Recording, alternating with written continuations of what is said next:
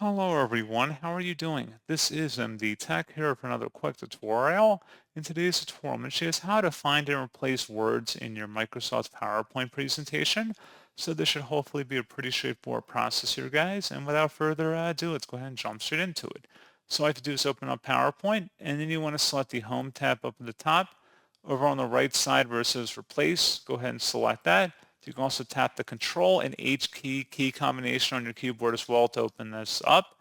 And then it's going to say Find What, and then you want to select Replace With. Type that in here, and you can select Find Next, and you can select Replace or Replace All for all the occurrences that may appear on your presentation. And that's all you have to do. So pretty straightforward process, guys. And as always, thank you for watching. I do hope that was able to help you out, and I do look forward to catching you all in the next tutorial. Goodbye.